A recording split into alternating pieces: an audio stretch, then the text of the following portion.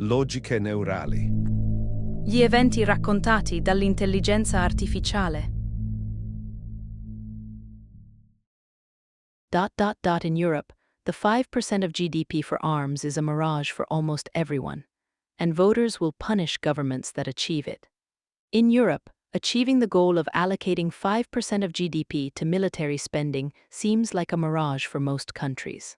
Voters will punish governments that manage to reach this target, as promises do not easily translate into concrete actions. The NATO commitment to increase spending on arms and armies was superficially approved without careful evaluation. Political leaders face complex challenges, not only economic but also social and political, making it difficult to achieve such goals. The path to meet this request requires rigorous planning and careful management of resources. Achieving this goal is not just a matter of spending, but also of national strategy and priorities. Buildings and infrastructure to be renovated. The German rearmament plan risks delays and costs exceeding 500 billion. The German army must increase the number of soldiers, tanks, aircraft, helicopters, and munitions due to the rearmament plan, approved by the new government MERS. This plan requires the construction of new barracks, hangars, and warehouses. The German armed forces currently have about 35,000 buildings and 1,500 areas for training and movement. However, the rearmament plan involves excessive costs and may face delays in the realization of the necessary infrastructure. Costs could exceed 500 billion euros, making the plan a very ambitious and complex project. Lecco Isola Viscontea on Lake Como has been sold. Let everyone enjoy it, the new owners. It will become a resort. The Isola Viscontea on Lake Como has been sold. Real Estate Molteni Real Estate announced the sale of this property, described as a timeless jewel. The island, which includes a prestigious residence, was purchased by a selected client in a confidential transaction. The new owners have stated that the island will become a resort, focusing on tourism and hospitality. The purchase was announced on Facebook, with a message expressing satisfaction with the conclusion of the deal. The island, famous for its beauty and privileged location, is a place of great value and will likely attract much attention in the future. Netanyahu at the White House. Bibi nominates Trump for the Nobel Peace Prize. Netanyahu visited the White House to meet President Donald Trump and expressed confidence in his efforts to bring peace to the Middle East. Netanyahu nominated Trump for the Nobel Peace Prize, supporting that the U.S. president is working to resolve the war in Gaza and promote peace in various countries and regions. Netanyahu recognized the ceasefire talks in Gaza as positive and in an advanced stage. Trump expressed optimism about the negotiations and reiterated the United States' support for peace in the Middle East. Netanyahu also announced that he will travel to Doha to participate in the negotiations. A Cuban president states that BRICS are a symbol of hope for a world without chaos. Cuban President Miguel Díaz-Canel declared that BRICS represents a symbol of hope for a world free from chaos. He emphasized the importance of the group of emerging countries, including Cuba, China, India, Russia, and South Africa, in addressing global challenges. Díaz-Canel also highlighted that the United Nations urgently needs rooted reforms that southern countries have requested for half a century.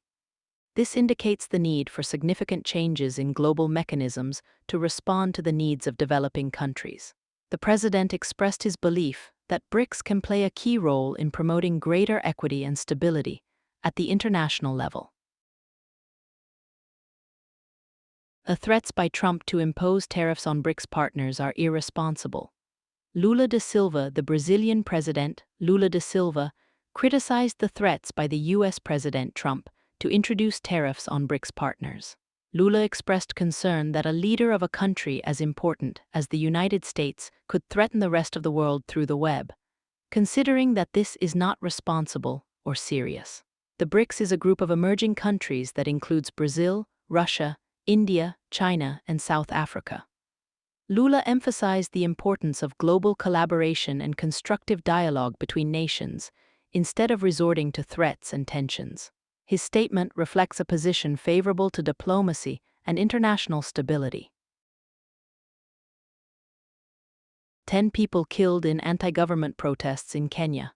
10 people died in anti-government protests in Kenya. The fiercest clashes between demonstrators and security forces occurred in Nairobi, the country's capital. The clashes caused several injuries and damage to transportation. Security forces stated they acted to restore order and protect citizens. Protesters, demanding political and economic reforms, expressed their protest through marches and assemblies. The situation was further complicated by the lack of communication between the parties involved. Authorities announced they are investigating the incident and evaluating measures to prevent future episodes of violence. The international community expressed concern over the conflicts and requested the government to respect people's rights. Trump postpones the August 1st deadline for negotiations with the EU. The President of the United States, Donald Trump, has decided to delay the deadline for the application of tariffs from July 9th to August 1st. This postponement provides more time for negotiations between Washington and the European Union to find an agreement and avoid the activation of tariffs that could reach up to 50%. The White House has announced that the executive order regarding this decision will be signed in the coming days. The goal is to resolve the commercial tensions between the two partners and to avoid a negative impact on the economy. With Trump and Meloni, the law of the stronger imposes itself over the rule of law. Thus, one moves from democracy to oligarchy.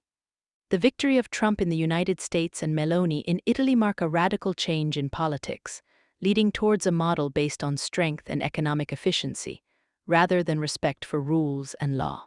This shift seems to lead towards a system where democratic institutions are sidelined, and those with power and means to impose themselves are favored. The article argues that this scenario creates a fictional world where economic efficiency is prioritized, and the role of democracy is underestimated. Politics thus becomes a matter of business, where those who are stronger have the word and rules are reinterpreted according to their own interests. The article highlights how this attitude can lead to a form of oligarchy, where a few decide for everyone in a non-democratic manner. Appeal by 7 Nobel Prize winners. France introduces a minimum tax on the ultra-rich. In poverty, 15% of the population. 7 Nobel Prize-winning economists have called on the French government to introduce a minimum tax on the wealth of the richest, inspired by a proposal by economist Gabriel Zucman. The scholars, including Darren Acemoglu, George Akerlof, Abhijit Banerjee, Esther Duflo, Simon Johnson, Paul Krugman, and Joseph Stiglitz, published an editorial in *Le Monde*, arguing that this measure could help France reduce poverty.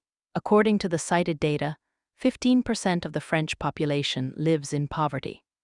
The authors of the appeal believe that a minimum tax on the ultra-rich could be a key solution to reduce inequalities and improve the well-being of citizens.